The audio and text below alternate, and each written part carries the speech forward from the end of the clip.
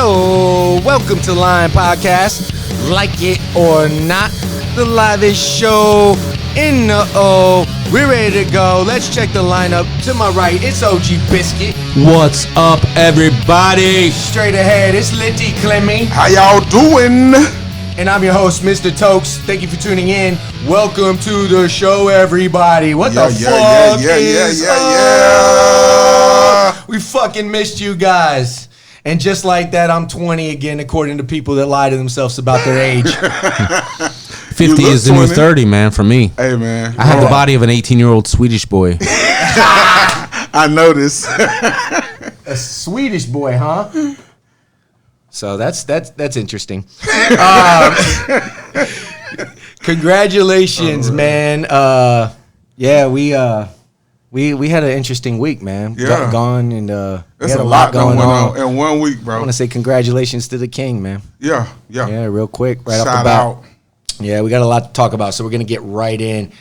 I want to give a quick shout out to my woman who made my B-Day the most memorable, enjoyable, legendary birthday I could possibly ask for, and that's 100% true. So I just want to say thank you. You took me out. I mean, dude, we had a blast. I wasn't expecting everything to come together like that. Yeah. Because we weren't even going to go. We actually ended up executing our plan B. Plan A was to go to Asheville to the Smoky Mountains and shit. Oh, that's beautiful. And to hang out up there and stuff like that. So Cabin in the wood, the stabbing cabin. Yeah, the stabbing right, cabin. I told you guys because we were going to go up there. But the thing about it is we didn't want to fly with the COVID thing. Smart. We just didn't want. We didn't want to. It would have been a nice drive, though. Yeah. Well, that's another thing. But then we would have sacrificed half the week. You know, with the drive, it would have been like a day up there, and then you're so tired after 8 hours, ain't it? 9, Yeah. and That then ain't once shit. and then once you get there, though, you're tired. You know what I mean? So you're gonna waste that day. So we kind of thought about that. We were like, Nah. That's the day. Hey. That's the day you enjoy the sanctity and relaxation of the cabin. Yeah. well, And you absorb the scenery, and then you're like, when you wake up the next day, it's like, now let's go do some shit. Yeah. yeah. You're not I'm really. glad. I'm glad. Don't call it a waste in a day, man. No, I'm gonna Half tell you glass like this. full. I'm gonna tell you like this. It's a wasted day if I I've done gotta it. drive to fucking the mountains. You don't Nah, like driving. man. Fuck that, dude. See? Fuck that. It's just Nah. too much, man. I do it all the time. The scenic route, I do it all the baby. time, man. You wouldn't feel like that. Trust me. But I'm just saying. I'm a man, the Bronx is steel, bro. It's like, fuck, we'll unpack the car later. Let's go do some shit now. Now. You would, man. It's like change the scenery does that to your mind. Yeah. All right, well, sorry. Well, we had a better time going to Tampa, dude. There was no doubt about it, man. Because as soon as we got there, dude, Tampa be fly. the drive was nothing. We get there and we were totally fucked up. That's another thing. You can't get fucked up. Yeah. You know, we were fucked up in no time, dude. You know, and 45 minutes, you there. yeah, dude. And we were fucking happy as fuck. So it's kind of like we didn't want to wait to be on vacation. We just wanted to be on fucking vacation and not catch COVID. So you accomplish both. That's what you do. Yeah. Always on the lookout for COVID. Always. and we had better times because, like, dude, I got to eat at my favorite place twice. Wow. Over there, it's one of my favorite places. Yeah, the that, shout out to that, whatever you see. Yeah, Console Oak, bro. Dude, I had to go eat a sandwich. off the pictures I sent you, bro. I was like, golly, that look good, bro. You're keeping it more comfortable staying that close. Yeah, let me tell you this much too. There was no fucking way I was gonna get any of that food going to where I was going, dude. That fucking steak is as good as it looked. Those lamb chops as good as they looked. Way better taste, bro. It was so fucking good. And those smoked old fashions, they got the best smoked old fashions over there, man. I see how they brought It it, comes out down to to you. this: to bouge or not to bouge. Yeah, that is the question. Well, yeah, that is so true. That's very true. Appalachia or Tampa? Yeah. Twist my arm. Yeah, that was kind of the idea. The fucking the fact that it was the fact that it was a little bit like we got to get to the room, right? Right. All right. So you get to smoke in the room. Okay. Do whatever the Party fuck. favors. Smoke whatever. Where's this at? Smoke whatever. What The hotel? Hard Rock, Hard Rock, you get Casino in smoke. Tampa, dude. You can ride out in the night? It's You a can whole smoke. smoking building dedicated to smoking, bro. They got 2 separate buildings now. You could have non-smoking building or smoking building. yeah, God bless And there's rock and not roll. too many places you could go where you could order room service to a stanky ass room and just be like, "Yep, give me my fucking eggs," and all that shit. So, dude, Order fucking hubcaps from a 72 Pinto and a fucking case of Dr. Peppers, and they fucking bring it. yeah. And dude, I mean, we partied. So we went out. We played. We didn't even really get gambling until Wednesday. So every time we would lose to slots or roulette or some shit, I would just go down to the poker room and win it back and steal it from motherfuckers. Go back, play some more. So it worked out the whole week. It was really. Oh, and you did Slots what you and love roulette? to do. Slots and roulette, huh? Yeah, slots and roulette. Any We played- blackjack? No, I didn't play any blackjack while I was there. And Yeah, poker man. Yeah. I got my money Well, on Corey I'm a against blackjack anybody right man. now listening. Yeah, I play blackjack too, but dude, I'm a poker guy. Against anybody listening, I got my money on Corey right now. Bring it. Tokes, bring that smoke, dog. Bring it. But I just want to say thank you again to Jackie Swishy. You're a godsend. That shit was fucking amazing. J-Love Dude. party treats all that good. Dude, she goes out of her Cruise way. director. Cruiser, yeah. That woman goes out of her way, way out of her way to do things that are so fucking like polite, man, and so awesome that it's like it makes you feel like I gotta do more. I gotta do more. Be you know what I more. mean? Yeah, yeah. I got to step up my game. Yeah. Yeah, and that's a good relationship That's a to good- have. Someone that's that, you know, goals, constantly baby. inspires you to be better to them, and You then keep elevating vice each versa. other. Yeah. Right. Yeah, man. And Complimentary. Thanks, Jay, for taking care of Unconditional. Corey Totes. Yeah, Appreciate man. you, man. It was it was awesome. And dude, I will highly recommend the Console Oak to anybody that goes out to the Hard Rock. If you want one of the best places, one of my favorite places to eat. My boy Josh and Brad showed me when we went out there with to the bachelor party and all that stuff. It was a good. The lobster bisque there too, bro. It's a talking different my language. It's a different deal, man. They Talking my put a language. splash of sour cream in the middle of this bowl, dude, and it's got all kinds of lobster in it.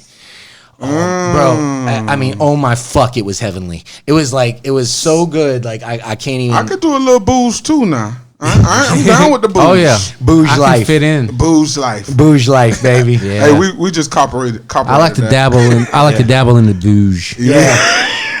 A little booze all the time, man. But it was crazy though, man. There was one chick walking around the casino with a titty hanging out. Like I was gonna tell her to tuck her titty in, but she was with some big dudes, and I didn't want to. I didn't want to catch no, that that's drama. all right. Yeah, I was No. like, hey, leave it out. You know what I mean? It's cool. That's you, ma. That's your titty. Go with it. Yeah. But yeah, it was a really good time, man. So shout out to the Hard Rock Tampa Casino for showing us a good time because it was fucking off Big the chain. love, bro. Oh my god, I want to go back. Dude, I'm now. going. Yeah. Yeah. We should go over there, like, real That's the talk, spot, some dude. weekend. Yeah. It's No close. shit. That's where we need to go for the celebration. Ooh. For the 200 man. And we could take all this. Dude, it's familiar territory for you. Yeah. Yeah. And I know a little places around there too now. And now listen to I me. beat now, the too. blackjack. I got a couple of my buddies also that want me to go a little bit further down to the beach and said that they're throwing some serious parties down there too. So we can check them out next time we go too. They were kind of upset that I didn't check them out this time. I was like, we didn't want COVID, man. I'm chilling until. I would go. I look from outside of the club inside. And by the way, dude, walking in as there. far Ready to do Wolf of Wall Street parties and shit. As far as the COVID process in the casino, they were great about cleaning that shit up, dude. They had booths for everybody. Like if you were sitting next to each other, they had separate things. Yeah, that little plastic the glass. plastic things. Okay. I mean, the whole thing. And every time you would stand up, somebody would be right behind you. Wiping everything down and stuff. Excuse me. I will back that up and give a shout out to the hotel and entertainment industry like that because I went and stayed at a beach resort, man, not too long ago in the midst of COVID, and it was spot on, man. They did an excellent job. It was Jam like up. not even an issue. Yeah, man. You know, it's like it's taken care of. And that's hard work too, dude. Yeah, it was. You should have I seen. felt bad for him. Yeah. We were keeping the room all clean and shit for him because we felt bad, man. We were like, we saw another room getting cleaned out, right? Check this out. So they don't fuck with your rooms until you're leaving. I mean, they can, but we didn't want them to. We were like, fuck it. No, stay out The of there. less in and out, the better, you know? Yeah. This room service didn't even come in. They just leave your shit at the door, Yeah. boom, roll it in. That's content. But when they leave, now we saw some rooms rooms that were leaving. These motherfuckers, because the bathroom was like right as you open the door. These bitches had hazmat suits on there, like blowing shit out and shit. I was like, damn, these motherfuckers really cleaning. They do like, a fucking Scarface in there. Like it was real Let me shit. See here, boy. He's like, okay. And found a chainsaw. Chi-chi, get the yo-yo. But it was a good time, man, for sure. But on my birthday, we lost an icon, man. The passing of Eddie Van Halen. Yeah, man. Couldn't believe he died on my birthday. Man, he lost his fight with his long battle with cancer, and I know a lot of people are shook up over this loss, especially Mikey, man. But yeah, you got anything to say about that, Mike? Yeah, I mean, for anybody out there, I would compare it to any of, say, if you had a childhood hero of anything you were aspiring to do, whether it be sports, music, arts, entertainment, whatever.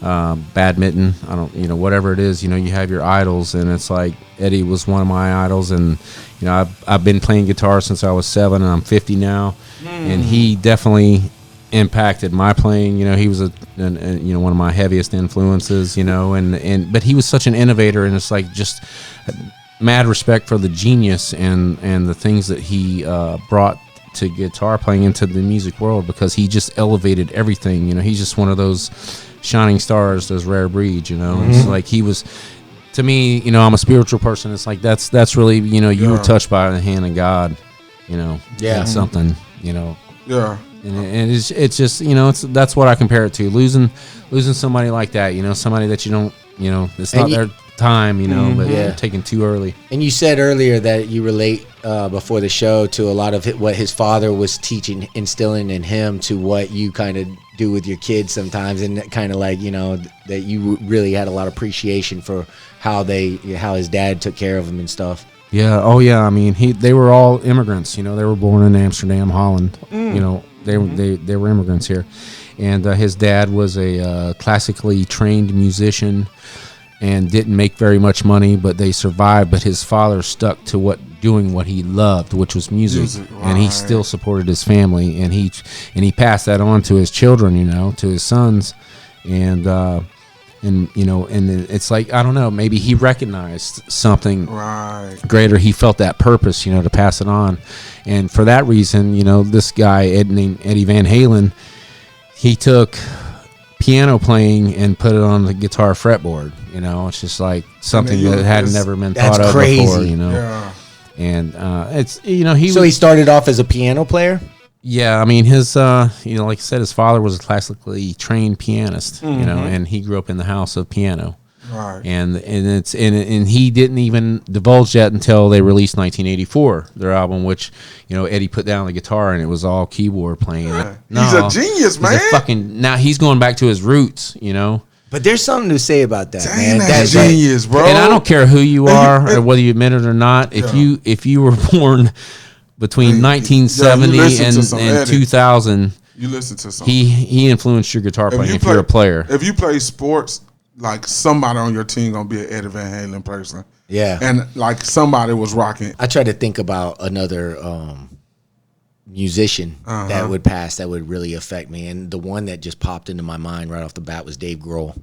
Like if something happened to Dave Grohl, dude, like my whole life, whether it was with Nirvana or whatever, I was like, I was inspired by the dude because he kept growing, and then not only did he keep growing, but his music kept growing. Well, it was like, his music was maturing to a point where it was just, it was something cool, and it was good music, and it had merit.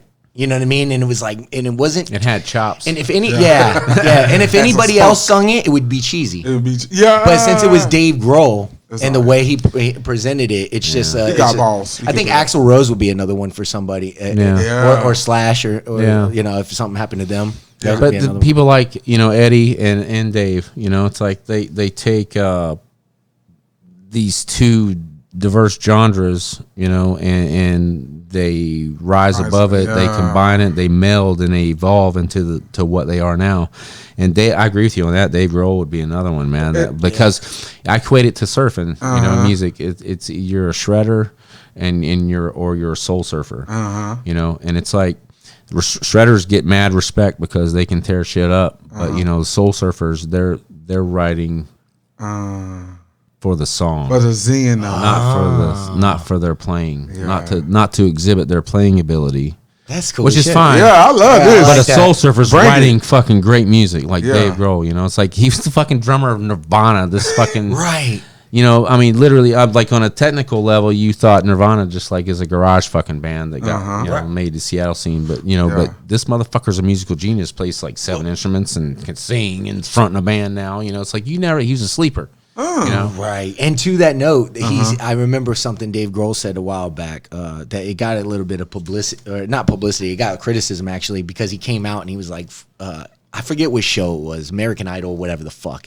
He was like, "This is fucking bullshit." He goes because I would have never been me if somebody was telling I remember him saying that. He said, "I would have never been me if somebody told Nirvana when we were in a punk ass garage doing what we did that we're now good and I should be doing something else." Then you never get Nirvana, you never get Dave Grohl, you never got true art, you never got soul. You never get that. And then when he said that, in any genre, I just put 2 and 2 together. I didn't realize he started off on the drums with Nirvana, bro. I'm seeing him looking this drummer that never fucking sang, never did nothing but sat back there and drum in the shadows. Nobody knew who the fuck he was, dude. Right. That's why I'm listening to. I'm like, I'm really God. But he's been through a lot, man, and his music just keeps fucking getting better. It's crazy, dude. It's truly crazy. And Eddie Van Halen is definitely star really that came out of Nirvana. Well, really. Now he is. I mean, because just think about it, longevity wise. Oh yeah. I mean, no disrespect to the great Kurt Cobain. Right. I mean, but if Kurt Cobain, if he was, because he was some kind of way came out of that. It would have been real interesting to see. That would have been real. How that would have played out. Yeah. Definitely, man. But yeah, man. Rest in peace, Eddie Van Halen, dude. Yeah, man. Yeah, you touched a lot of people, man. That's you had a hell of a life, man. It's crazy. The first time I heard of Van Halen was I was 1976. I was 6 years old, and my mom was very young when she had me, so she was still going to Kiss. She went to a Kiss concert in 1976 with my uncle, her brother. And she came back, and I remember the next day because at that point, I just grew up in a house of music. Period. No, so really? Like, no, you're doing a music documentary right now. Shout out. This is news to me. I never knew that shit. She was like, at the time, Van Halen 1976 was the opening act for Kiss. And she goes, there was this band called Van Halen. And the singer was awful, but the guitar player was great. I remember my mom telling me that, dude, at 6 years old, Because that's funny. Like when you hear him play, because his style is so much different from everybody, it's just it's Eddie, like right off the rip. It's just like it's like a different kind of Jimmy. He played. It's a different kind of Jimmy. That's the person that came to mind. Right. He took the piano, like Mike said. He took the piano into it. Jimmy just did. I mean, you can't forget about Eric Clapton. And we ain't gonna talk about Clapton's a whole nother ballgame too, and that'd be another one too. That'd be Clapton. Well, see now, I'm gonna get banished from the guitar playing world, but I think Clapton's overrated. What? As a guitar player, he's a great songwriter. Okay. Talk to me. Bring this up. But before that, we were talking about a little trivial fact is that he played the guitar solo on "Beat It," right? No. Did he? Yeah. Yeah, I can hear it now. And he totally like just kept that. He like didn't really like. He's like I can totally hear it. That was me. It's all that. That is him. That's why Mike went so hard rock on that song, though. I bet he did, dude. He knew he had to come was hard. Like a rock they call like that's coming from being a rock guitar player. It's like that is like when you're like the kingdom, man. When you go and play on a totally different genre, they call you in because believe me, Michael Jackson's using nothing but top quality studio badass motherfuckers. And if you get a call from Michael, back then you're the fucking man. You're the man. Yeah, that's like getting a call from the fucking president. You're like, all right, well, shit. That's like LeBron right now calling you and be like, hey, I need you to come run point. Exactly. Hey, Eddie, can you come over and lay me down the solo, in E flat, and that'd be great. Yeah. Yes, sir. You still sounded more manly than him. Somehow, he couldn't get there all the way. But I thought, baritone. yeah, man, but that was definitely a crazy ass. Bro, shout out to Mike on the Eddie Van Halen. Yeah, shout out to Eddie for real, and shout out to Mike for some good inside information on that. I just want to say one thing before we go to break. Election time is up and it's here. So with that, I just want to remind everybody, while you're out there all happy and shit, rooting for your party to win. And look, man, I get it. Whatever. You want your team to win. You want your fucking party. You're red, you're blue, whatever. But in 2020, it's all a participation trophy election. That's what you're looking at right now. As long as you don't think when you cast your vote, any candidate is a solution to our problems, as long as you don't brag about whoever wins, as long as you don't fall for their shit, because check it out, because people lose no matter who wins. If you don't know, check the scoreboard, do a little research of your own, you'll see it.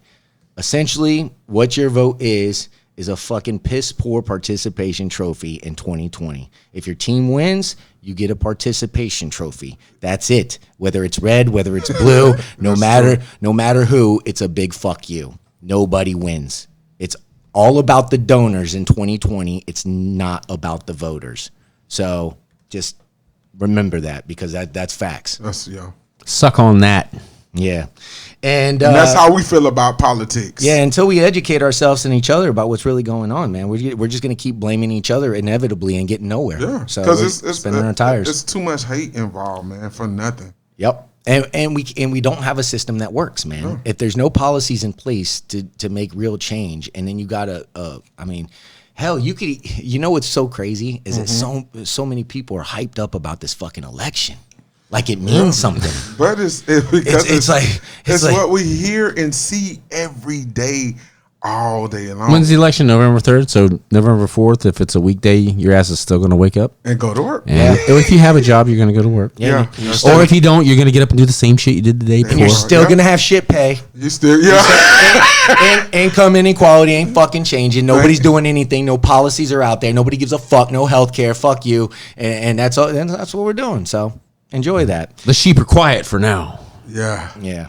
I mean, what don't start a herd. I don't want to. Biden and Trump are going to be partying behind the curtain after the election anyway. Yeah, because both of them walking away with some cash. And when I say that, I don't mean to discourage people. I actually want to encourage you to fucking learn that is the truth, and that people need to unite, man, and start fucking coming together about these issues so we can make the system work for us. And until we come together, we have no power, and the system has no reason to work for us. They don't want to. They're too busy making millions of dollars and billions of dollars and fucking money you can't even fucking fathom, while you struggle and fucking just suffer and barely pay your fucking bills. So keep that in mind. Hey, I mean, just be careful out here, because it's not worth nobody's life. It's not worth nobody's. It's not worth losing family members. And family. Not worth losing best friends. Because after this, we still got to love each other, man. Absolutely, man. It's not worth it. It's not worth it. Yeah. And a possible hard truth of it all is that maybe it's too late. The government in place is already too far in control. We're not going to, no matter what we do, we're not going to change it. So let's just quit fighting amongst ourselves. Yeah. Let's make a better life amongst ourselves. Yeah. Yep. And even if we do change it, it ain't changing tomorrow. So you better be nice to each other, because that's the only way it is going to change. It really is, man. They have no reason. They have no reason to fucking change what's happening. It's just like when it's working for them. It's like when you got a bad vibe going in your own life, and you got to change the vibe so you can, rise up and, move to the next plateau. Right. I think as a country, we need to change the vibe, man. Right. Like, we need to stop, really, it's okay to disagree. It's okay to know that it's dirt on both sides. Right. It's okay to know that on both sides we may or may not get what they're promising us. Right. Most likely not. It's going to be more than taken away from us. Right. So, and that's not their administration. That's just the way it is these days. It's the way it is. There's us and them. There's us and politicians. Yeah. That's the difference. And that's the difference between the working class and the non-working class. You see what I mean? Yeah. So we but on the same token, you want to be one of them? You can. You can go be one of them. But the only way for real for us to really get anything out of our government is that we need to stop waiting to 4 years to vote. Right. We need to stop waiting for 4 years Good to point. care. We need to care midterm. Vote on every level. We need to start paying attention because that's how a lot of stuff Educate, get passed by us. And that's the part I need to work on. Yeah, because it's not that they're not giving us the information. They're giving it to us, but they're not making a big deal until every 4 years. They're giving it to us, but there's a reason why 92 million registered voters don't vote. Oh, yeah, because nobody don't understand. It's Because they know what we know. And it's like, why the fuck would I even bother? It's not solutions. It's always it's pointing out what the other guy's doing wrong and pointing out the problems that we all know at every level. Yeah. You know, we know this already, motherfucker. It's like, what we need leaders that can fix it. Not one man or one woman, but a team. Group. Yeah. And just look at those goddamn debates, bro. If that doesn't just make you fucking junior sick high to your school stomach. fucking mentality. That's why your hair is long. Bro, that's why your hair is short. I've had better arguments in second grade. Yeah. You know what I mean? Yeah. I was blown away, man. They're not good at blasphemy. Nah, it's too much. That's what gets everybody level up. It's funny because that's what you find yourself doing when you have no They're a policies perfect to offer. representation of this country. Right now but we can be better. Right. They say that Trump isn't the problem. He's the Microcosm. yeah. He's the result of the system. But He's what you get. But at the same time, he is a populist president. Makes sense. Right. And they said there could be worse than Trump. It could be a competent Trump. It could be a competent. And then we're really fucked. Yeah. He's less of a politician. Yeah, Right. but he's a populist as far as saying populist president. I mean, if you think about the population, True. He embodies what the real population is. You know, But everybody I talk to, left and right, is like, prior to this whole division, go back 20 years, it's always, man, we need somebody that's not a politician. Somebody that's not a politician. And that's what Trump delivered on. You know, I'm serious. I mean, he's not a career politician. He had no background in politics saying, on that point, Right. on that level. So that's what he gave America. Yeah. Okay. I can see how you can see that. Now he gets a pass on all this other stuff, tweeting dumb shit. And but stuff like that. But that's the hard part like, about the past. I just don't know why. It's just sad to me because the only two choices we have are Trump and Biden. It's we get the dumb jock or the pussy. Yeah. Honestly, Yeah. That's the way I look at it. Yeah. I mean, but that's we're fucked anyway. But at man. the same, but at the same time, for us, like to denigrate the presidency between a dumb jock and a pussy. That's what. Just think about how low we've got. I mean, we need. Bro, that's something that we need. Even to work if we on. had presidents in there that were good presidents, we'd still be fucked. Yeah. The system works to where everything just gets blamed on whoever president is in there, and the system still works behind it. That's why they're in and out in 4 to 8 years, dude, and everybody else stays in there. Everybody else just fucking stays in there, and they dictate what the fuck happens. Man. And that's why we should have. But how long does that leader need to make a change happen? Bro, that's the question, man. Maybe term limits would help, man. That dictates the length of the term. Like how long? Okay, you're in office. Like, what's a reasonable amount of time for this guy to make a difference? Yeah, I don't know. Now, you can't. Now it's impossible. 2 years is impossible. Four is like maybe. Well, now it's impossible all the way because their checks and balances. They got everything. They can't set pass up. shit. Yeah, no, because ain't nobody gonna work together. I mean, you saw the thing where they showed how our vote essentially doesn't even mean shit. I mean, that blew my mind. It's electoral college. Yeah. How far back do we have to go to hit a good president? A genuinely good president? 40 years, because that's when the big name corporations started fucking us. Well, name it. Well, I don't believe it was I don't believe it was a presidential thing. JFK came through hard. I think You think? No, Bill Clinton got Lyndon in bed B. with Johnson the came behind him. He was Bill Clinton got in bed with the Koch brothers, and that's what fucked it all up, dude. And he fucking started making Wall Street banks bigger, all that bullshit. And then, dude, that's when they wanted to be Republicans, dude. And then that's when everything fucking started happening. Everybody's maximizing their money, no matter who wins. And that's when they got the creative idea, hey, let's just fucking work together behind the fucking scenes and fuck the American public. Now, I don't know what the agenda is, but that's what's happening, man. But I mean, Clinton, you say it went bad. Bill Clinton, probably. But we were under the illusion that fucking the economy, I was at the time, like, economy's great, man. The economy did do good. The economy did. Everybody made money when Clinton was in. But what Robert Wright said was it could have been miles better. He said, dude, we didn't do what we could have done. But we came out of recession, though. Right. But when Clinton came in, it was a recession. Two things could both be true. We did a hell of a job and did a lot better, but we could have been better. But I mean, I don't know. Revisionist history is like, how could you be better when everybody was eating? I mean, Everybody wasn't eating. They were getting jobs for people, but they were low wage jobs, dude. All I remember is at that time it was. I mean, it seemed like everybody was eating around me. Yeah. And when black people eating, everybody motherfucking eat. And excuse my language. Well, everybody. That's beautiful. I didn't mean to be so forceful. And you know what? I ain't been so. And you know what? I ain't never heard you motherfucking. I'm sorry. And no, that's great. But and in that sense, that's a great thing. But what he's saying Was is an we should illusion. have raised the wages for everybody too. Oh no, because but that's we're another thing. Yeah. We're 70% of the economy. When You we're and I. like, we're just gonna give them a sprinkle. But Right. We're gonna keep the rest. Exactly. And when we're not making our money, that money isn't going back into the they had economy. better value on the money in the 70s than we do right now. Right. Bank tellers in the 70s were making more, but that's income inequality. Yeah. That's a whole nother fucking deal. But that's what I'm saying is all of these different policies on both sides don't seem to be like trickling down to us to where we can all say, if you really want it. But on the flip side, here's the way you can look at this. But you know what? And this is where I come back to. We can say all these different things about America, but at the same time, if you change your mentality and want to get, and I hate to say this, if you change your mentality and want to work for something, you can still make it out of this mug with some. Now listen to what I'm saying here, and nice cheese. And you're right about all that. But Yeah. before we go to break, I'm just gonna say this: American dream is real. It's still real. It's hard, but it's real. We got a black president for 2 terms. Yeah. Nothing's changed.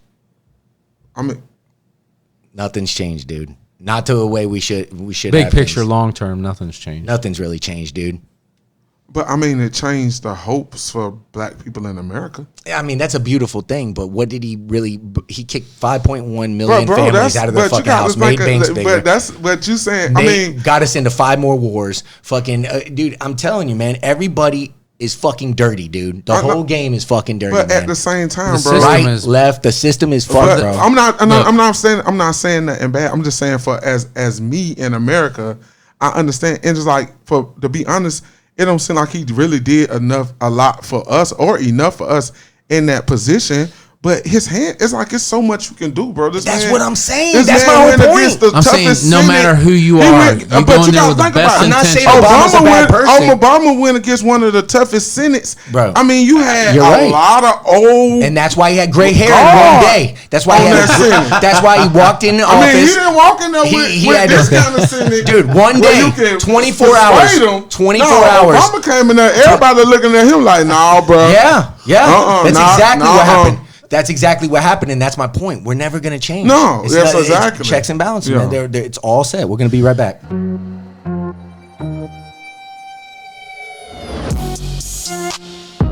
Welcome back. Please subscribe. Lion Podcast. Yeah. It's okay, man. It's okay. Nah, man, I don't like fucking arguing about shit like that, dude. It's whack, bro, because I don't believe in it. I think that we're all being misguided, dude. And when people get emotional about shit, it's unfortunate, dude, because we're all being fucking played. That's man. when you become a sheep. That's when we're all being played, man. And that's Not the me, bottom man. line. I ain't playing that game. Mike's cool today. A young man by the name of Nevan Baker was found hung to death in Orlando last week. It was quickly determined that the cause of death was suicide. The family of Nevan is saying no way. Surprise, surprise. Nobody's fucking talking about it. So the article from Heavy reads, Nevan Baker's body was first spotted around 3:30 a.m. on October 5th at Orlando's Barker Park, according to the case report obtained by Heavy. A witness told police he was out walking his dog when the animal broke loose. He chased the dog. He realized the animal was barking at something within the park. The witness caught up to his pet and realized the dog had been barking at a body that was hanging from a rope. According to the report, the witness initially thought the body was some sort of prop. He didn't think it was real. The body was hanging just outside the parking lot in the southwest corner of the park. The witness returned with the dog to a nearby home where his ex-girlfriend was staying. He told her to grab a flashlight and a phone. She returned to the scene with him and observed a body hanging. The 2 witnesses alerted the police and waited for officers to arrive in order to direct them to the body. According to the case report, the responding officers quickly removed Baker from the tree and placed him on the ground to render aid. The officer reported they did not feel a pulse. Baker was wearing shorts and shoes but did not have a shirt on. This case report also states that responding officers interviewed another potential witness who had been sleeping in the park's picnic area. The man told officers he has been sleeping for about 2 hours and had not seen or heard anyone else in the park and was unsure why police were in the area. No release of the witnesses' names. His grandmother pretty much is pissed off. She says that she knows her grandbaby didn't do this to himself. He was an electrician with a bright future. I believe he's going to go into the service too. A civil rights attorney, Ben Crump, tweeted about this case on Sunday, saying Baker's hands were tied, teeth missing, and face bruised. So, and I just went to that scene yesterday because it's right down the street from where I'm working at, and to see what I could see. And basically, I talked to some people out there, and I did see the area where it was, and it just didn't make any fucking sense to me, man. Like it would be easier for you to jump up there and do it, like. Yeah, it doesn't make any sense. And at 3:30 in the fucking morning, so I talked to the guys that were there. There was a few guys at the park, right? Uh-huh. And they said that they seen that dude before, but never at the park. And they're always at the park because I showed them a picture. And they were talking about it. They were like, yeah, we know about it. That was the tree right there. And they had a vigil with all the candles around it and stuff. He said, but we never seen that dude here when I showed him the picture. And he goes, but I have. There was 5 of them. They said, dude, he goes to that store right there, right next door. Mm-hmm. And he's like, but we never seen him here. So why would he ride his bike to there to kill himself at 3:30 in the fucking morning? And if he was an electrician, why would he be on the bike? Because most electricians, they got at least enough money to own a car. Yes. I don't know. Either way, man, it's a sketchy deal, man. And now they're saying that his hands were tied and his teeth were missing, man, and his face was badly bruised. So you gonna do all that and then hang yourself? Yeah. Exactly. Go through all that work. You're going to beat yourself up and be like, oh, this ain't enough. So I pulled this article up from 2016 in the Washington Post. It says, police say deaths of black people by hanging are suicides. Many black people aren't so sure. 4 black people have been found hanging from trees in the last month in California, New York, and Texas. Authorities say that all of these deaths appear to be suicides with no signs of foul play, but family members of the deceased, protesters and activists, and some scholars of anti-black violence are intuitively suspicious about those conclusions. Rumors are swirling on social media that these deaths are lynchings, with Twitter users saying things like, with sound body and mind, I'm here to tell you right now, if my body is found hanging from a tree, I did not commit suicide. I was murdered. And I actually encourage all people of color to follow suit with this because that's actually a good idea. Yeah. Just say that shit and get it over with. These incidents are happening at a time of nationwide racial upheaval. When people are already on edge about and suspicious about police accounts of their encounters with black people, tree hangings evoke traumatic memories of America's grisly history of unpunished lynchings of thousands of black adults and children between 1880 and 1968. Black people do commit suicide, of course, though the rate is 60% lower than for whites, according to data from the U.S. Department of Health and Human Services. In black America culture, suicide is widely regarded as a shameful act. When it happens, it's generally in private, and hanging is not a preferred method. It's very uncommon for young black men to commit suicide, let alone by hanging, says Raymond Winbush, a psychologist since 1976 who's treated hundreds of black men and boys and is the director of Morgan State University's Institute for Urban Research. The American Association of Suicides reports that firearms are the predominant method of suicide among African Americans, as they are for the nation overall, regardless of sex or age, followed by suffocation by plastic bags or gas inhalation.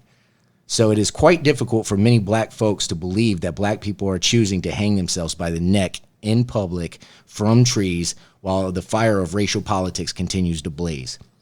The numerous accounts of the deceased black men found hanging in the tree are a horrific reminder of the country's history.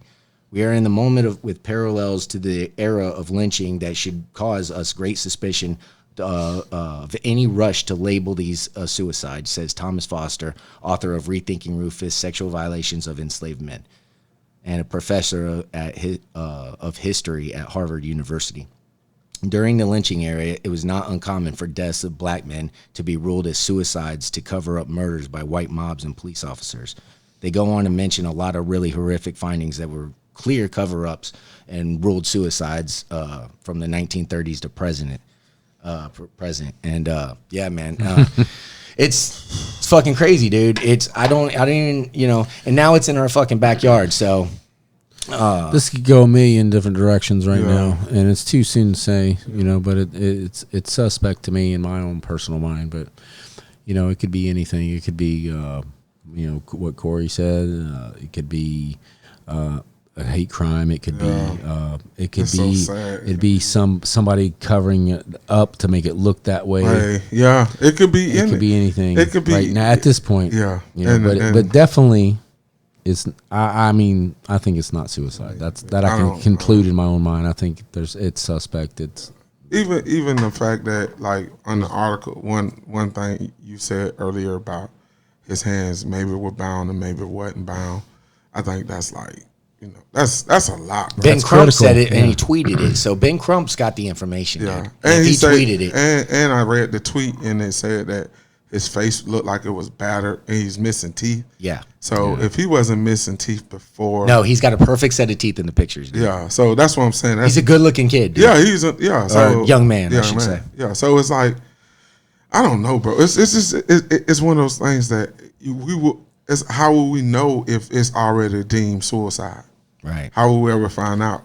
Right. They said the medical examiner already wrote it up right away. Suicide. It's like this could be before the autopsy report comes back. How are you going to do that? Yeah. Regardless of who did it right now, but it could be a massive cover up by the police department, not to necessarily protect their own, but to dissuade any kind of upheaval in this area right now. We don't need it. We're going to handle it. We're going to find out who the fuck did this, but we got to keep it hush hush. Yeah. Maybe that's it. Yeah. I'm hoping that would be the best case scenario. Jesus Christ, that would be fucking awesome. That's what's going on. Yeah, if they really want. But I could totally understand, and it's sad that it's so sad that I even have to say this, but I could totally understand, and I can't understand at the same time, them making a decision like that, because with all this tension going on, bro, it's too much tension. It really is over nothing. It's fucking because we don't have no fucking. It pisses me off, man, because we just got done, watching LeBron and the Black Lives Matter and all these, and now you got the ratings down on the ones that were advocating for social justice the most, and when if you added all of it up, you're just like, fuck, man. It paints a sad picture, bro. And now and when it's right in your backyard, it hits different, man. Yeah. It really does. And when I went over there, I just got all these fucked up vibes, man. The energy was just like weird, man. I told Mike as soon as I got back, I was like, dude. Yeah, he called me. Yeah. Mike even knew on the phone that I was different, and I didn't even tell him about it yet. We started talking about the edits that he put on the other show or whatever, and so he knew I was fucked up, and I just had to tell him, man. I was just like, dude, I just fucking. That's like, where are you? Where are you right now? Yeah, man. Yeah. And it's just, and it could be anything. It could be somebody planting him there for people to see that, hey, man, y'all still, it's just all kind of. You don't want to take it that way. Gang activity doesn't make any sense. But I don't think nobody's going to hang somebody. And gangs don't hang. No, right. They coming through with guns. Gangs bang, dude. They don't hang. You know what I mean? Bro, it's funny, but that's true. But I just want to finish this. It's just real short. Of course, given the coronavirus pandemic and the resulting economic disaster, it is possible that the rates of suicide have spiked. The pandemic has brought massive dislocations into the black community which we're already in dire straits financially. So it is not outside the realm of possibility, Driscoll says, but it's plausible that some, if not all, are contemporary lynchings. And these recent incidents do follow a historical pattern of displaying black bodies publicly to intimidate black communities. Dang. Yeah. Every time we come on this show, it's another black person that got. But to find the truth, you got to do kind of what Corey did. You have to go down there and walk the ground and talk to the people that were there. And it's like, but what people have to do is take it further and talk to this, his friends and like what was, try to get inside his head. What was his state of mind? Yeah. This is like for it to happen so close, it hit different, bro. Yeah.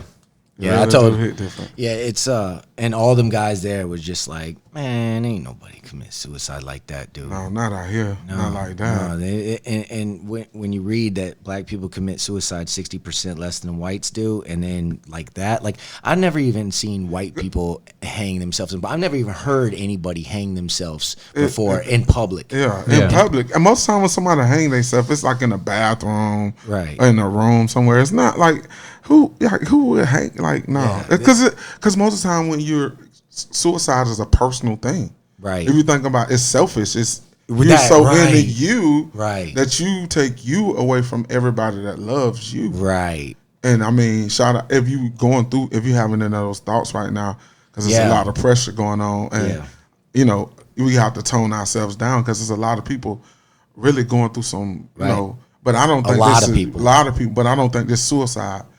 And that's the scary part about it. So, I mean, but if you are going through that, it's helplines that you can call. Yeah. Like, please reach out and talk to somebody. Does it sound crazy that as soon as I heard his grandmother talk, that I was like, this woman knows.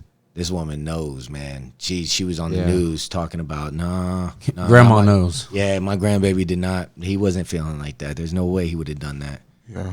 You know, it's not like he robbed a bank or something. No. You know what I mean? He's dead. And he's found. And he had he was an electrician, so he got employment. Right. They didn't say he wasn't working. Right.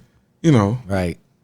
And then some guy tried to tell me, oh, he was unemployed or something like that. Like the stories get so fucked up sometimes, and I'm just like, how do you get this information? like how what told you this? This is what's being reported. Yeah. Man. And it's just another fucking sad as fuck incident. I think it's like people really don't want to ever really deal with the real truth of the matter. So then they, all that's a smoke and mirrors a lot of times. Well, I got some other incidents listed right here, and it says happened before the protest began. Kenya Robinson, the mother of TT Gully, 31, a trans woman who was found hanging from a tree in Rock Boot Park in Portland, Oregon on May 27, 2019, says she believes Gully was murdered. Robinson says Portland police didn't ask any questions about Gully's death and have treated her concerns with indifference. You saw a black person in a tree who was in a homeless camp, and you wrote her off as being transient homeless. You wrote it off as suicide, Robinson told the Portland Mercury. She had to demand an autopsy, which ultimately ruled Gully's death as suicide. She also reportedly told police that the other homeless people witnessed Gully being murdered and hung to make it look like a suicide, and that someone has video evidence. The families of Malcolm Harsh and Robert Fuller, who were found hanging from trees in Southern California within 10 days and 50 miles of each other, are also denying police claims that the deaths were suicides. On social media, attention is also focusing on the fact that Fuller's brother, Teron Jamal Bone, was killed in a shootout with sheriff's deputies in L.A. County last week. The historical context is impossible to overlook the number of the similar death increases. So, it's man. The evidence is overwhelming. Civil rights activists and theologian Ruby Sales, who ticks off the names of other recent cases authorities ruled out to be suicides that she said she investigated since 2008. Billy Joe Johnson, Chavis Carter, Roosevelt Champion, Lennon Lacey, Denzel Colonel, Kendrick Johnson, whose organs were missing. We just did the story on him. Kendra Chapman, Waukesha Wilson, and other black women from Birmingham to California who allegedly hung themselves in jail cells. So it goes on, man. See, this is where our government needs to come in and have a chance to shine and to like somebody to really give a damn, to take care of this shit and to hunt these motherfuckers down that are behind this, that are in the system at these levels, these lower levels. This is where kind of like a modern day Civil War, it's the Union coming to save the day, coming to free the slaves, coming to get rid of all this separation. We need it again. Yeah. And we need the feds to come in and handle these motherfuckers at this level, the state and level and below, man, and to bring these people to justice. This is like, because it's like on every case, you just got to get. you have to take what they give you as far as what happened. Right. When it never really makes sense to you. And they also, it's also grouped together. I'm so fucking pissed. The federal government's so seeing sad. what we're seeing, Yeah. and it's like, why don't they swoop? Where are they at? Right. Right. Hey, that's this what as far as scares me it's the gonna go? most, man. That's what scares me the most. It's I don't know, bro. This is that. Me too. Me too. That's why it's like I hate to use the word hopeless, man, but that's how it fucking feels, dude. And I hate it. I fucking hate it, man. There's nothing worse than feeling like you have no control over something. Yeah. That's this this is- bad. Well, And this- no, the truth of it is we don't have control, Yeah. and we don't know how to get it back. And this is Too how- far I know. in the hole. But this is where, to you guys, it's like, this is where you have to apologize for, like, anytime you get outside of yourself because you on a position for no reason. Because we don't know how this shit be going around here, bro. Right. Like, what's going to happen when we leave here, bro? Right. And that's for everybody, man. That's a good fucking message right there. And too. that's like, when you leave people, even if y'all, because I know right now everybody, rooting for their person and right or left or right or wrong, whatever. That's just it. We don't need to be rooting for these motherfuckers. Yeah, so Exactly. but whatever That we need to passionately. root for America. We need to root for our fucking selves, Yeah. man. Because nobody gives a fuck about us right now. Right. But that's what All lives that's don't where I'm matter. coming from. All They lives don't fucking matter, man.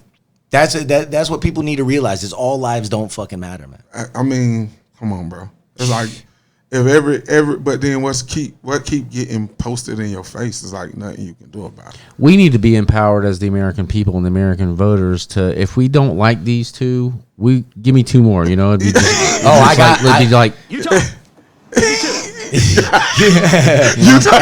Hey, Mike, you're right, dude. You're gonna like my tweet of the week. we need dude. that power. Yeah. We need to have something. We need a That's fourth, how the fifth, and government sixth needs to option. change. Yeah. We need six fucking options. Because it's like And it doesn't go to any, Because- it goes to a different presidential candidate. It doesn't fall to anybody in a political position already, like the speaker. I know vice what we you're president should does just that. all be. It's just all about everybody being treated with some modicum of respect. Like we should all just. My bad. We need learn to how to write treat for a do-over. Yeah, treat each other with some respect. But that's impossible for people that are underpaid and underappreciated, man. Mm-hmm. People are so busy because this is what I think about empathy, and I may have said this before, but it's impossible to display empathy if you don't have your shit together, your goddamn self. And if you're too busy worrying about yourself and your family members and trying to survive, it's like you're drowning in a water and you could only save so many people. You know what I mean? If there's no water, if you're not, then you could save every fucking body. Right. But if there's water and you're It's drowning, hard to you got to save pick people, people and you got to fucking save who you can, man. Right. And that's how And I that- feel right now. yeah. And right now, I feel like we can't even save any fucking body because nobody's got any power, dude. It's an impossible situation right now. And the only thing I could think of is the people must unite, man, like it was 9/12 all over again. Yeah, and we got, just some kind of way, we have to get over this. Right. Get over. We this have to. division. It's the fourth quarter, and it's fucking scary. and we got to fucking make this comeback, dude. We have to.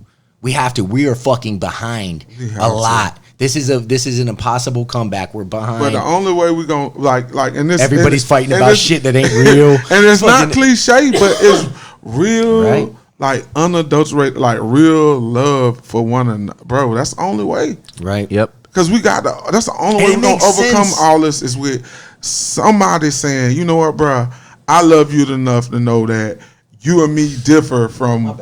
I love you enough to understand that we may differ, we may not have the same situation going on, but I still love you because you're a human being and Right. you're in my community, and that's anybody around and I you. still love you because I could see myself in your shoes. Yeah. That, I got that I sucked walked in. the same path We've that been you sucked did. in. And I walked the same path. I could have walked the same path as you, so I understand that I could have been born you. Yeah. And for that reason, I'm gonna help you, man. And you're a good person. So what's your problem, man? Let me at least see what yeah. I could talk to you about. Yeah, Maybe I could support yeah. you verbally, man. Maybe I could talk you up. Maybe there's something you're not looking. Maybe your perspective. I noticed this about a lot of depressed people. Their perspectives are twisted. It's nothing that they're even missing in life. It's just something that they're not seeing, and they're too busy focusing on things that they're mad about and things that they can't figure out, rather than acknowledging the things that they can be happy about and say, shit, man, this could make me motivated to actually fix this. And some people, like in myself, I like to help people just to feel better about myself sometimes. And I know that sounds selfish, but it does get me motivated sometimes. Right. And if I'm helping somebody else and I'm helping myself at the same time, then that's killing 2 birds in 1 fucking stone. That's production.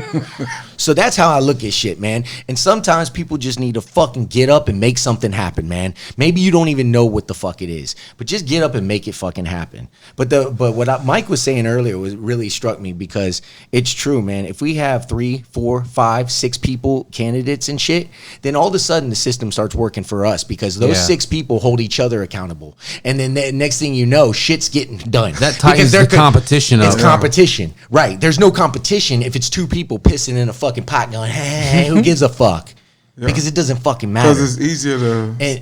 And they say that Republicans, if they win, Democrats still win. If Democrats win, Republicans still win. They're still winning, man. Ain't nobody going to lose, bro. And that's the thing, man. The loser's still making $30 million on a lecture tour. Right. Exactly. And this is what the problem is, man. It's so true, man. It's either way money, you could get paid. And this is what makes me fucking think that maybe you know, I should find my way to a church or something, because money is becoming, if it wasn't ever before, the root of all evil, dude.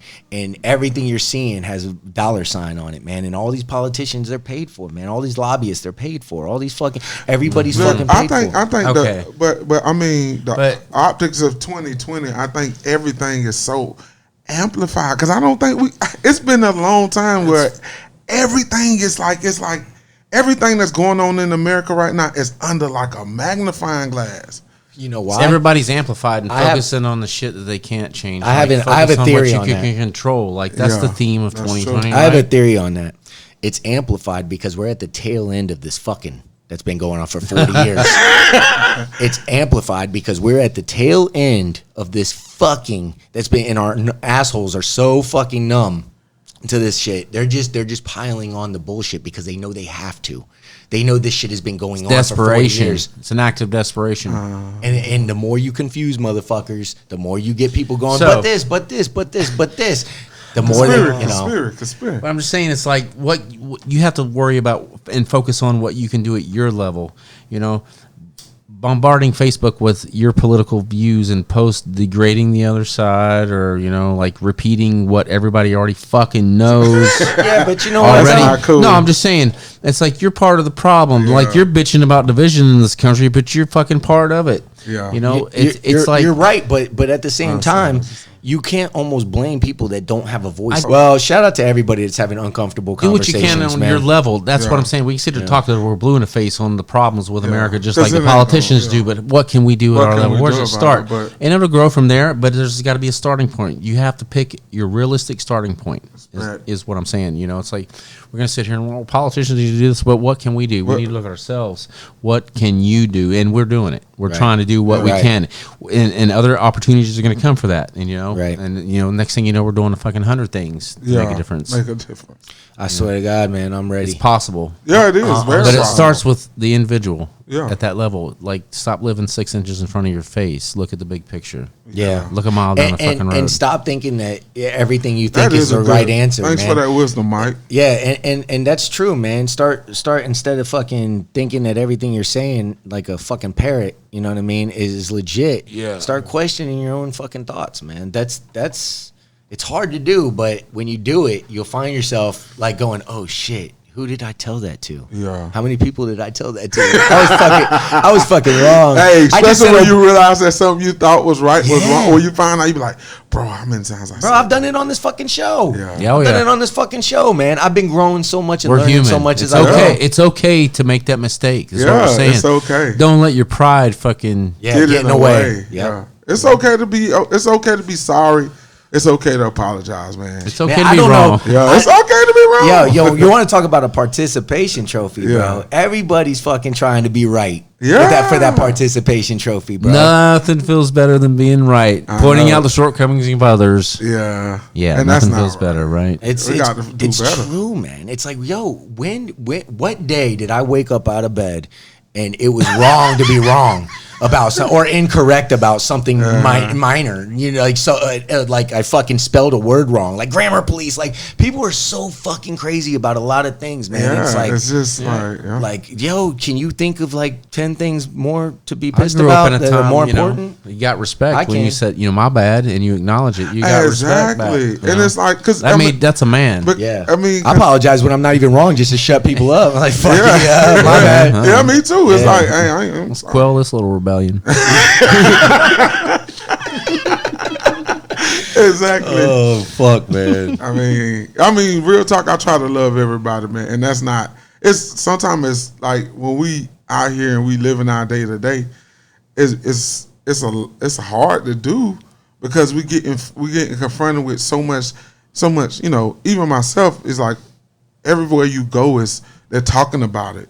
So like you're kind of like on edge because it's like almost get it over already. I think that's a part of the brainwash thing, man. Yeah. It's if you get information overload by the phones, computers, whatever. If you get information overload, that's all people are talking about because our lives are boring otherwise. And Mass confusion is the illusion. Right. And then if you stick a wedge right between that motherfucker, and now you got these two sides blaming each other for the community's downfalls, you win. It's called checkmate. That's called fuck you. I'm going to fucking, whatever, dude. It's called Alien Ant Farm. Them motherfuckers up there, watch this. I'm going to sprinkle a little political division on there. Whoa, look at them fight. They're going there. Look at them fight. No. Yeah. That's Alien Ant Farm shit. Oh, man, dang. I mean, I don't have to watch any more presidents, dude. I don't have to see this one more time. I don't want another 4, another 8 before I learn. Fuck, another election here. God damn, man. Come on, man. How many we want to watch before you realize life ain't changed shit for me, man? Is it matter worth of fact, putting all that we got negative coronavirus energy? now. I don't know what the fuck's going on, Hey, dude. man. I don't know what's going on, man. But I know that we need each other, man. Because look at this little thing right here, man. If you don't.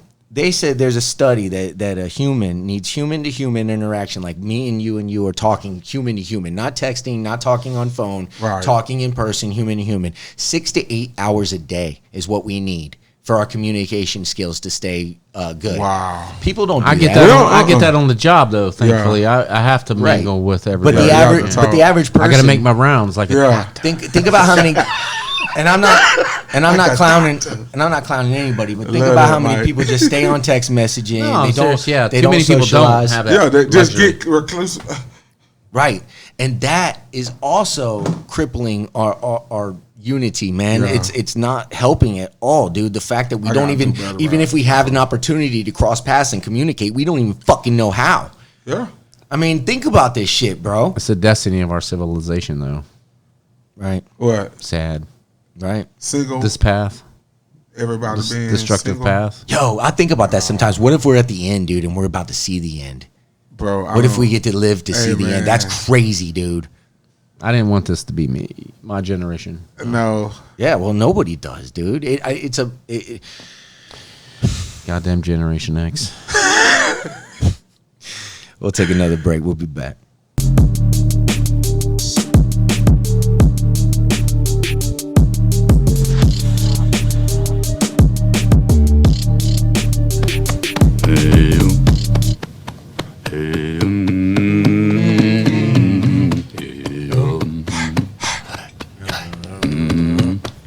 We needed this. We need to regroup. Fucking love you guys. I love you guys. Love you too, bro. Welcome back, Lion Podcast. Guys, we figured out the fucking solution during the break. Tebow for fucking president. Tebow.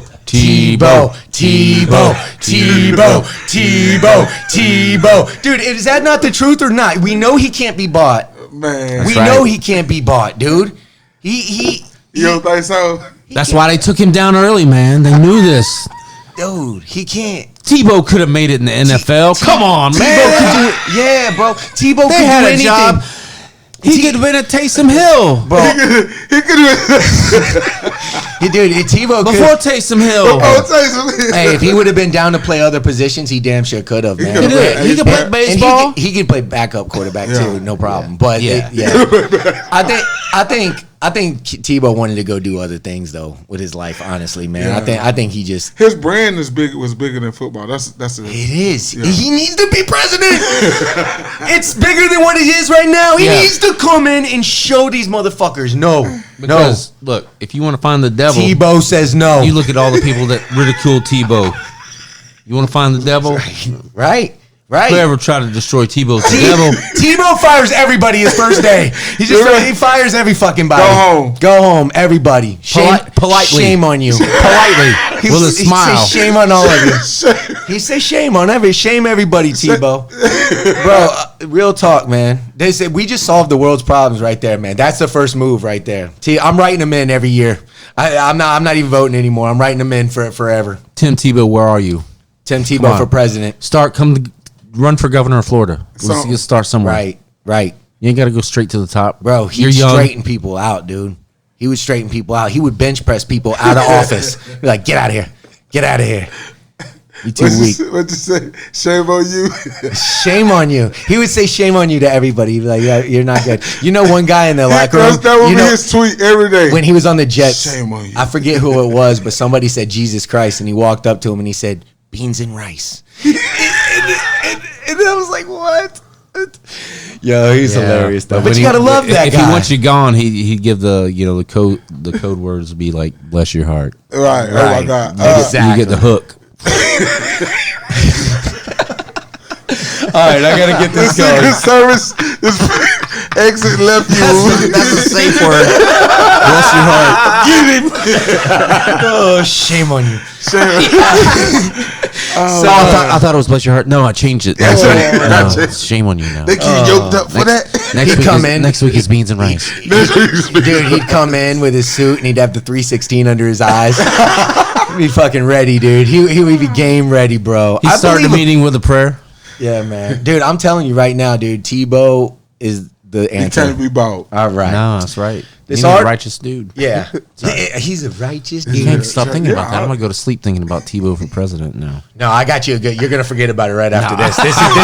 This is really good. Destroy my dreams. Right. Okay, go ahead. No, I'm going to remind you that, though. I'll be a reminder. We'll just bump his head. Everybody tap his head. All right. This article is out of Basketball Forever. This article is out of Basketball Forever and was published on February 4th, okay? Just want to share it with you guys, all right?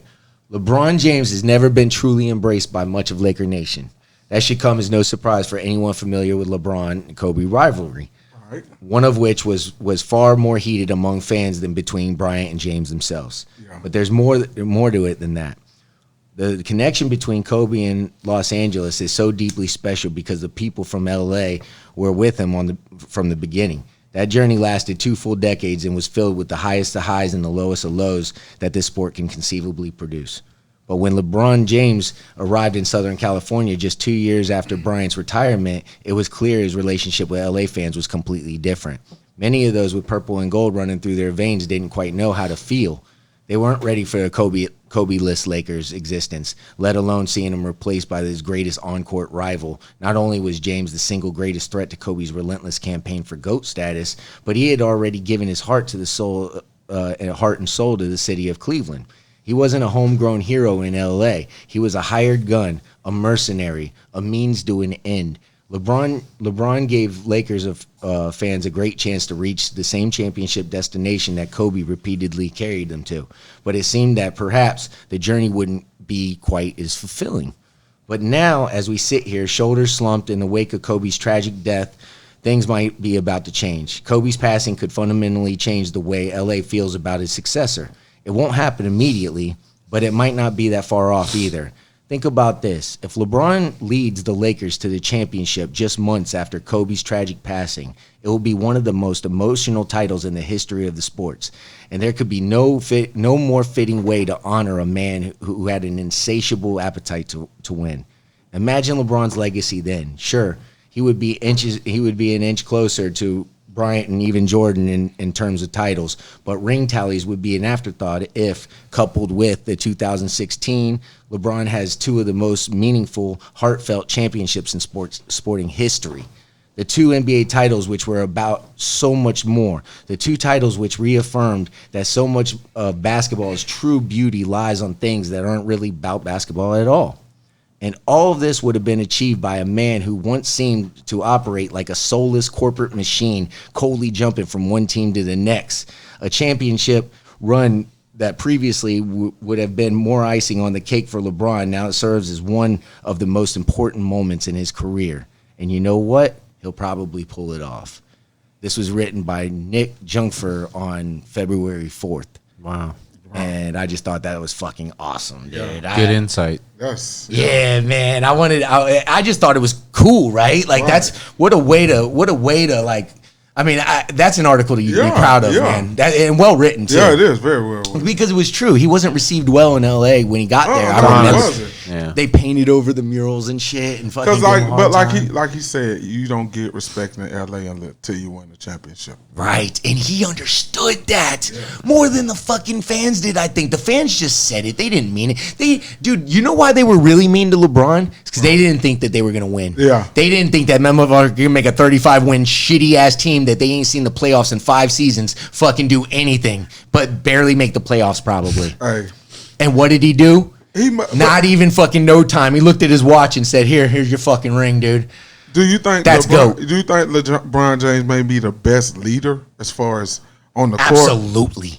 Ever. And maybe ever in history of sports. He's team sports. Because he's taking dudes. Bold. I mean, outside of that's hot. Think about it. Outside of AD, who he had.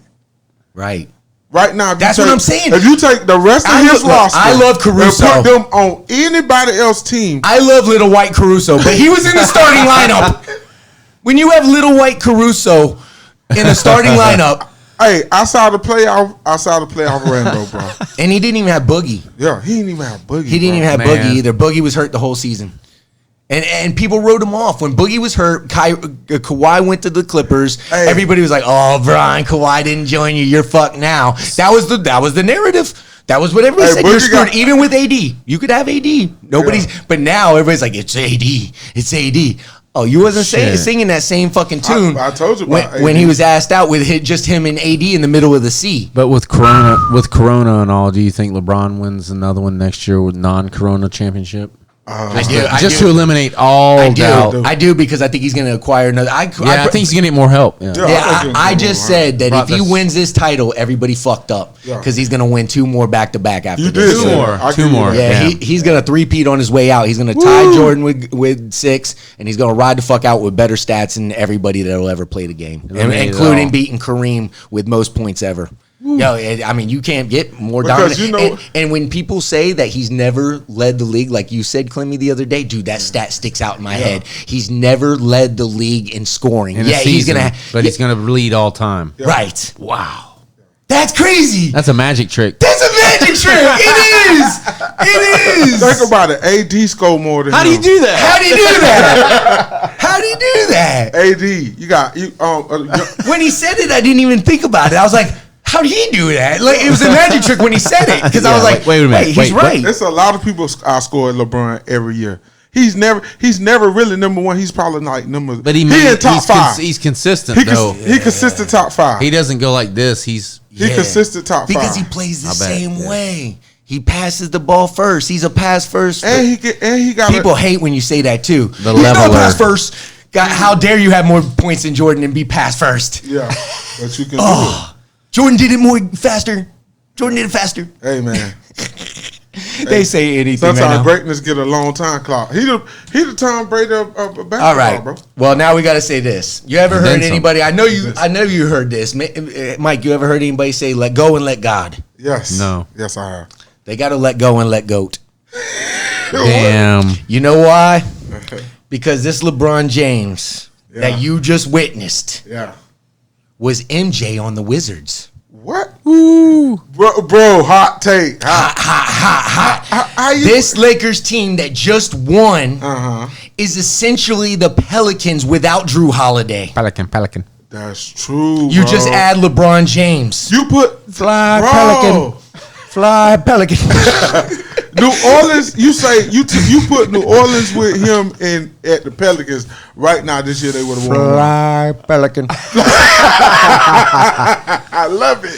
Hot So take. when you don't stack the deck against LeBron with a KD to a 73 win championship Warriors team, this is what you get.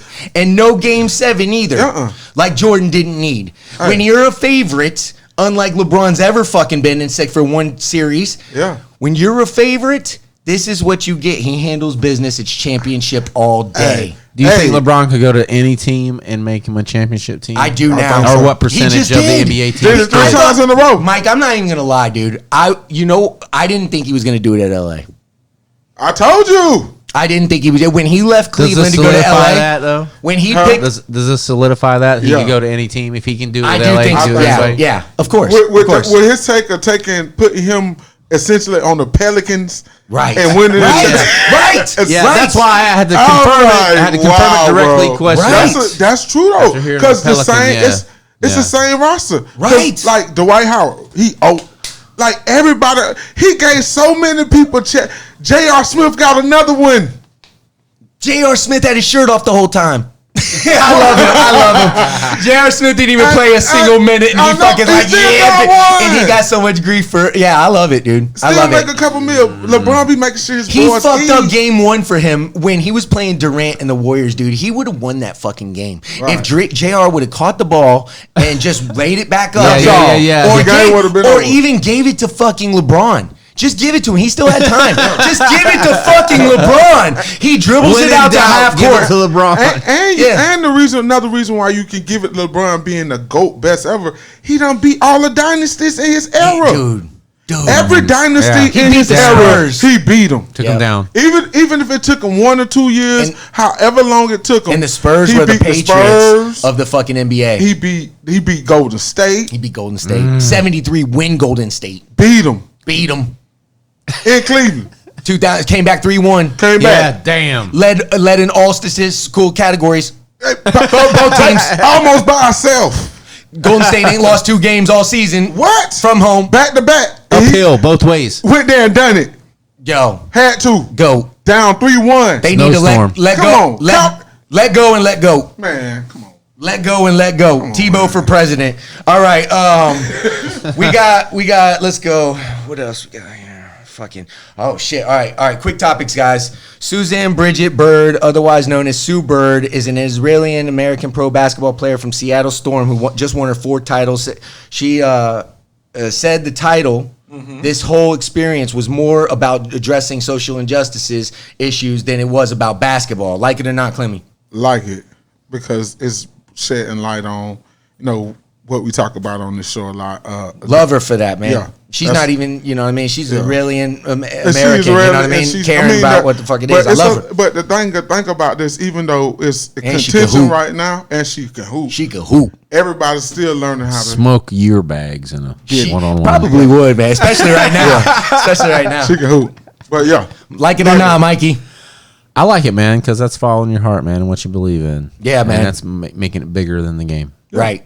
Yeah. And Playing for a cause, man. yeah, and everything they were putting on the court and everything, Yeah. they were repping that shit before it even happened. So, girls always get shit done too. hey man, Girls always get women get it done, man. hey, Hey, We need a woman, Tebow. you gotta sometimes. Hey, Tebow and the woman Tebow Yes. together. hey, I'm gonna say this. Sometimes a woman needs to lead the charge in battle. Yeah, Hey, man. I'm a total firm. I'm not gonna believer say in that. no. I'm me. My woman take control. Hey, yes, ma'am. Many people are suggesting AD is the best teammate LeBron ever had. Like it or not, Mike. Say that one more time. Many people suggesting Anthony Davis is the best teammate LeBron's ever had. Like it or not. I like it because it's real. It's I new. think I think it's relevant. right. I think Yeah. it's true too. You like it or not, I Clemmy? love it. That's Yeah. biggest matchup. I could Who's make- 7 foot now, moving like that, shooting like that? I could make an argument for Dwayne Wade though. Dwayne Wade was, but he's not a matchup nightmare like a 7-foot guy. And then I can make another argument if I want to get really creative and just say Kyrie, the type of what LeBron did. He took him off point guard and said, remember they were losing? They had like all that losses. They fired the coach. LeBron said, I'm the coach. All right, Kyrie, you're 2 guard now. I'll get you the ball, dude. You could score, man. Just trust me. I'll get you the ball. And he did, and they won the championship just like that. Made him a 2 guard and made him. And if he didn't get hurt in 2015, they might have got 2 out of that run. Yeah, Jeff Van Gundy mentioned Russell Westbrook left an $8,000 tip on his way out the bubble for the staff, then suggested the championship team leaving a playoff portion at the end of their stay. Like it or not, Mike? I think that's a great way to give back to the community and the people that support. Because we were saying, man, we feel bad for them people at the hotels that were doing that shit. Damn, imagine the pressure that these guys had, and they, yeah. It's like when we go to a job at Disney and work or something, or at the airport, you got to be extra. Yeah. So imagine what their job is working with NBA players, not just cleaning a hotel room anymore. You're fucking. Hey, those aren't high paying jobs, dude. No, right? They still getting paid the same amount. I agree too. I like they're in the bubble too, man. Yeah, but I like it for obvious reasons. And shout out to Russell Westbrook for leaving an $8,000 tip to his people, dude. Hell yeah. We be seeing him at the poker room over in Orange City, dude. He told me when they come and play the Magic, dude, he goes to the poker room in Orange City all the time. Oh, that's what's yeah, up. That's word up. I just blew his spot up, but damn. Anyway. Tom Brady getting much criticism for not knowing it was 4th down on Thursday night's contest with the Bears, costing the Bucs a chance to win. Like it or not, Clemmy? I don't like it because you still got to get a man respect. A lot of people talking about he inconsistent, but he's learning this system still. I mean, still excellent as old, but people ain't in the same position they've been in for the last 15 years. So it's going, so you still got all that going on in your head, and then it's easy to get behind on the down and distance. That can happen to anybody in that moment, bro. And he done won so many. Yeah, like it or not, Mike. I don't like it, man. You shouldn't be, condemning the man over a mistake. He's human, It's like that kind of shit happens. Just like you said, it's a brand new system. He's out of his element. He's not in his comfort zone. Right. It's different surroundings. You got to cut the man a break. He deserves it. He's earned it. I agree with both of you. Criticism to the guy that got 6 rings don't make sense. All right, cool. Raiders short and sweet. Raiders won in Kansas City for the first time in 8 years. Go ahead, Mike. I fucking love it. Go ahead, Mike. I don't care if they lose all the rest of them, except for when the Chiefs come to play in the Death Star. Then they got to win that one, but they can lose the rest of them. I don't care. This is like monumental. Hey man, I wanted to party so bad. I did, but I celebrated by myself. It was great. I would have partied with you, bro. I wasn't here, man. I'm sorry. I was in disbelief. It's like, I'll be back. I'll be back next time they beat them in 10 years. Yeah. This is new beginnings right here. Dude, that's a hell of a win, dude. Yeah, you handled your business. Hey, man, you know what? I love Patrick Mahomes. I think he's a great kid, but I started noticing something just like in the way he's conducting himself on the field. It's like he's getting a little too cocky, man. He thought he was unbeatable, I think. I could see it in his eyes. Yeah. He needed to be checked. He needed to be brought down. I'm sorry, man. I know you love the Chiefs, Lemmy. So go ahead. Guys, you know what don't like it. I don't like it at all. Clemmy don't like. So you don't like it, and that's I don't like it. I don't like it because Patrick Mahomes lost, man. Yeah. I mean, there's an automatic. He is human. And honestly, the Raiders kind of did it handily. I know. It was interesting. They sealed that deal. Hey, but Raiders, if Quires is kept, they put together a nice little. I told you about Gruden. Yeah, Gruden. Yeah, he's been chilling. Spider white banana. Yeah. You know. Let's go. Hey, all right, guys, we fucked up. We didn't get O's picks, but we're gonna do ours, and we'll just get his after the. Hey man, shout out! I miss you, O. I love you, O. O had to sit the bench today because he had to go try on a suit. So, first game, Texans at Titans. Clemmy. Titans. I got the Titans. I got the Texans. Oh. Ravens. Lone Wolf McQuaid. Sorry. They just got a new coach and they look good. Ravens at Eagles. Ravens. I got the Ravens. I got Ravens. Fuckins at the Vikings, and that means Falcons. Vikings. I got the Vikings. I got the Vikings too. I ain't taking no more fuckins. They got me in the last couple weeks. Browns at Steelers. Oh, I got the Brownies. I got the Brownies too. I think the Steelers a pretender. Bengals at Colts. Colts, baby. Colts all day at home. Lions at Jags. I got the Lions. I'll take the Jags. Got the Jagoffs. Bears at Panthers. I got the Bears. Got Bears. I got the Panthers. Bears are pretenders too. Skins at Giants. What? I got Skins at. I thought it was Washington. Yeah, Washington at Giants. Washington football team. The Washington I'm gonna take Washington. Generics. Yeah, I shouldn't have called them Skins, but Yeah. I'm just trying to speed it up. No, you good. I'll go with the Native Americans. I'm going with them too. Broncos at Patriots. Patriots. Patriots. Is Cam back? Who cares? Patriots. Jets at Fish. That is true. Jets at Fish. I'm gonna take the Dolphins. I'm going with the Dolphins. Let's go swimming with the fishies. The Fudge Packers at the Buck Fucks. I gotta go with the Bucks home team. Let's go Bucks. God damn, I want to switch now.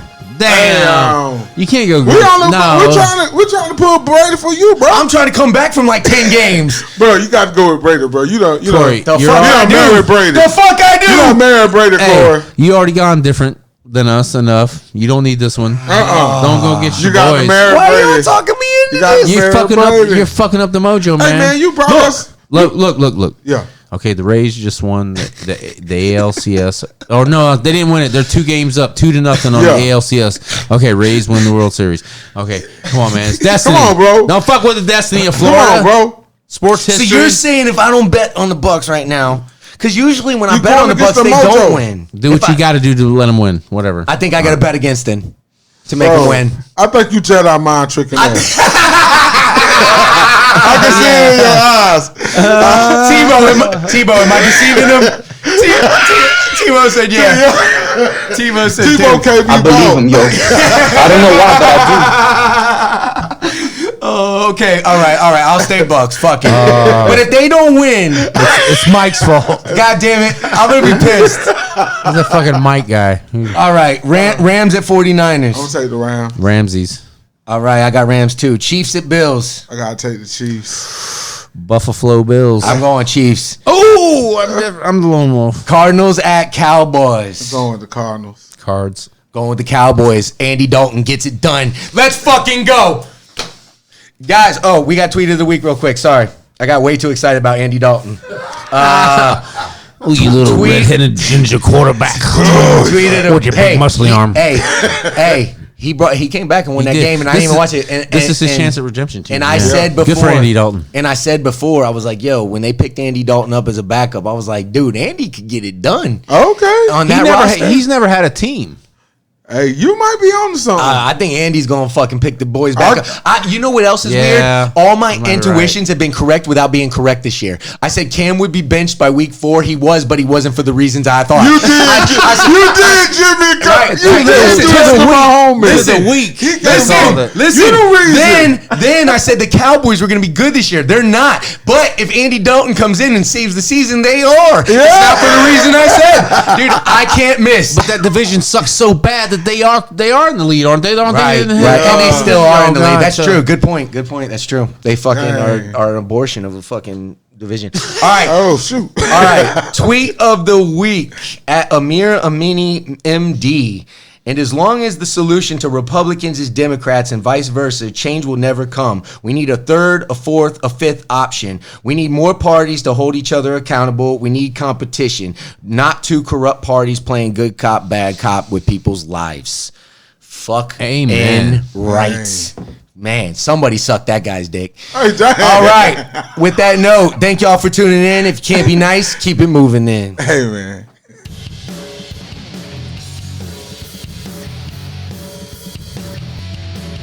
Be a part of the pride on the People's Network. Please subscribe.